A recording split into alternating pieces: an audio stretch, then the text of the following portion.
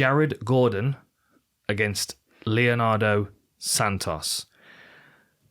Funnily enough, Santos is ranked 42 worldwide, and he's 42. Hang on a minute. Jared Gordon is 33. And you know what? Jared Gordon. Oh, okay. I know. I always confuse the two. They look the same, right? No, this is legit true. As far as topology goes, Jared Gordon's age is 33, and his ranking in the world is 33.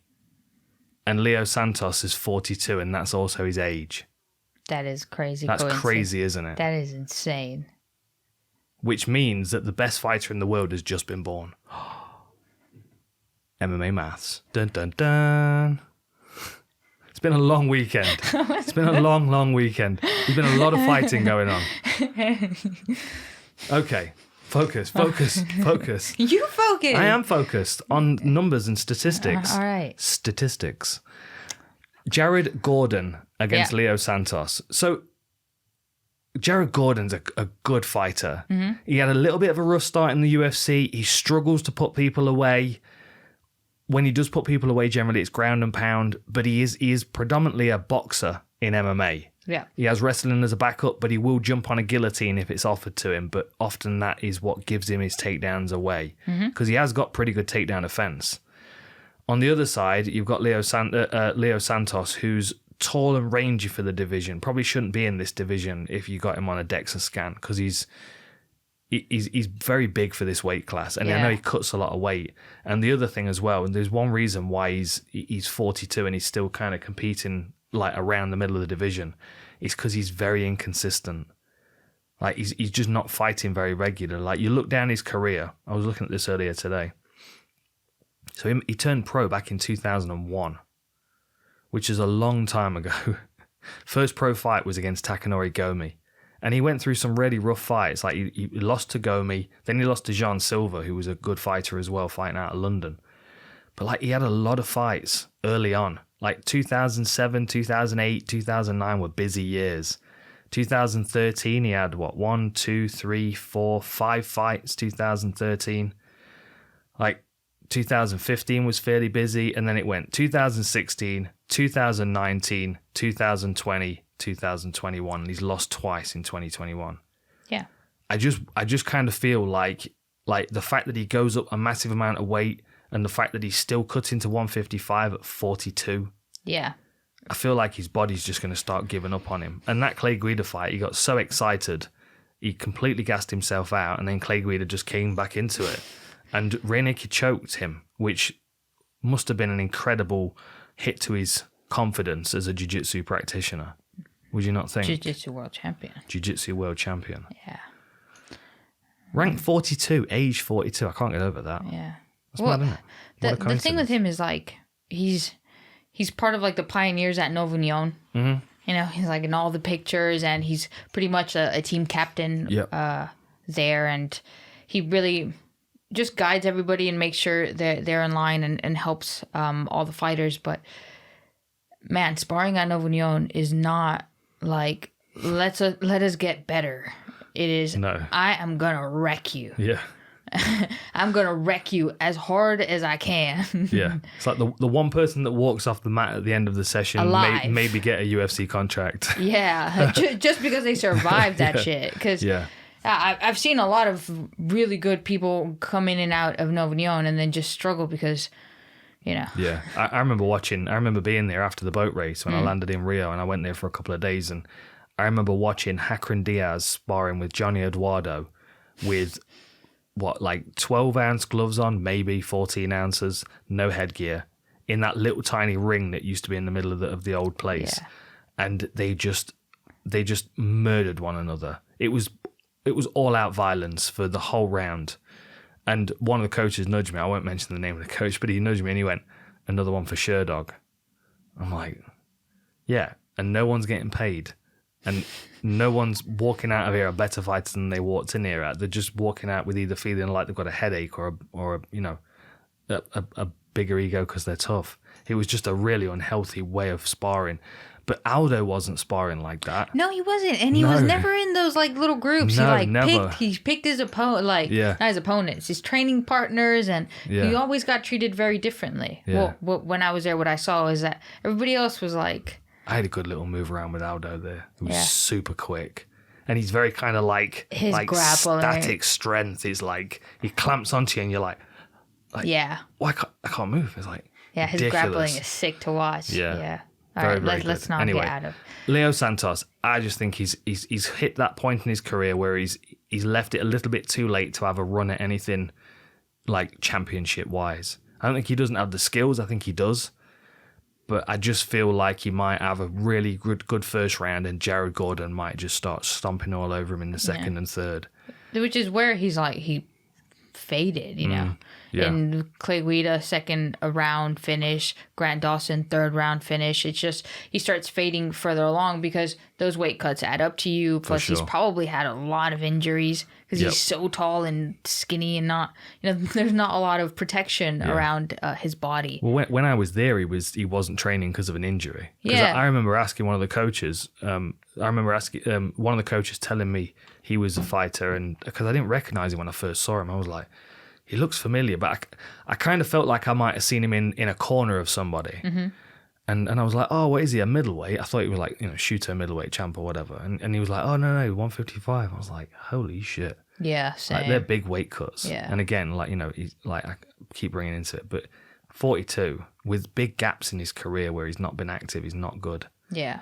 A quick tale of the tape before we make picks on this one. 18-6-1 for Leo Santos, 18-5 for Jared Gordon.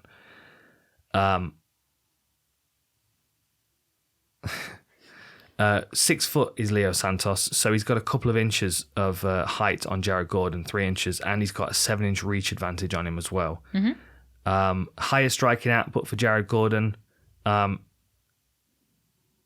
I mean, the grappling stats are quite interesting because there aren't many submission attempts on Leo Santos' side. 0.3 submission attempts, but 86% takedown defense. It's pretty good.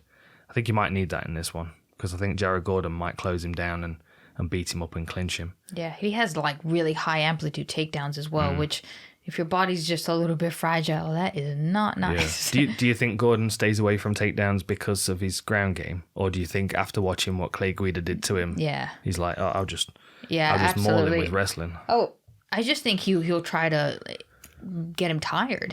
Even if because getting up from those takedowns, one, requires a lot of energy and it's exhausting. You have to be doing the right things. And although Jared starts really strong always, Leo Santos' best round is recently it's been the first round, but he has really good front kicks and up the center line attacks, knees from tie clinch. That's a good shout. That might be problems for Jared Gordon, that front kick. Yeah, like it was a lot of problem for Clay Guida, and I think at a better age or different, like Santos a few years ago would have finished Clay Guida because he was just like a better fighter. I think he'd have probably subbed him though. I think he'd have probably tried to sub him instead of like pleading at the referee to stop him with a TKO. The thing is, like, sometimes referees do stop it it's just really ugly early to watching it. and then sometimes it's freaking late. So fighters don't really know what is a stoppage. Yeah, but at no point should you concern yourself with where the referee is and what they think about the strikes that you're landing. That should be the last of your attention. Yeah, like when you're in that situation, you should be focused on your opponent and you should be focused on trying to hit them as effectively and as hard as possible. And he wasn't. He did exactly what Renan Barão did against Uriah Faber. And Uriah Faber was clinging onto his leg. And you're right, that fucking worked.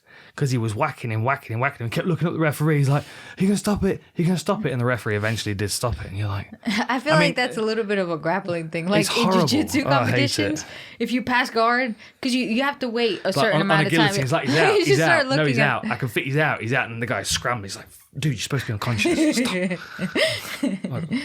Yeah, I just don't like to see it. I like to see like Ante Delea at the weekend when he was smashing the hell out of Ferreira.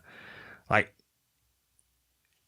he didn't even acknowledge that there was a referee in there until the referee was trying to get between them to separate them. Yeah. He was solely focused on how can I bludgeon this guy with the next punch. And whenever you see Leo Santos or Henan Barao or whatever, and they're just like tapping it, you know those strikes aren't effective. Like, you know the person's holding on for a minute because they can feel this wild flurry of tap-in shots, and it's...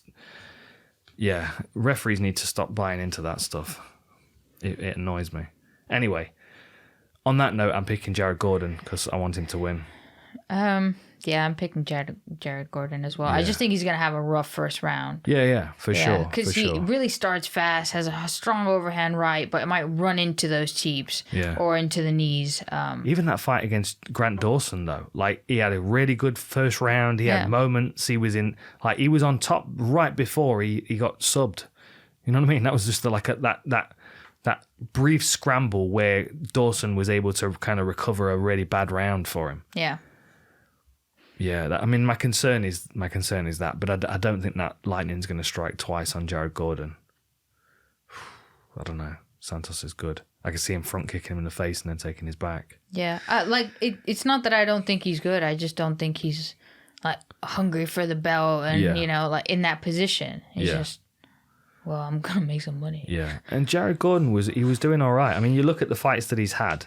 Like, he made his debut against Michel Quinones, and that was the only fight in the UFC that he stopped. He beat him up on the ground pretty good. That was a good win. Then he beat Hakron Diaz, who's a teammate of Leo Santos, which is interesting. Lost to Fajeda, lost to Silva, beat Dan Moret, lost to Charles Oliveira, of course. You remember that lovely little footwork, the little step out that he did with the uppercut? Oh, what a beautiful finish. But then... almost as if being touched by the fist of greatness against Charles Oliveira, he then went on a 3-fight win streak. Touched by the fist of greatness. It happens sometimes, you know what I mean? You fight someone who's an incredible fighter, and you're better in the next fight. Yeah. Fishgold, Danny Chavez, and Joe Solecki, all decision wins, but before losing to Grant Dawson, which I would have been interested to see the judges' scorecards at that point. Because it was 4-11 of the third round, and Jared Gordon was having a good fight in that one. Anyway, I'm going with him anyway.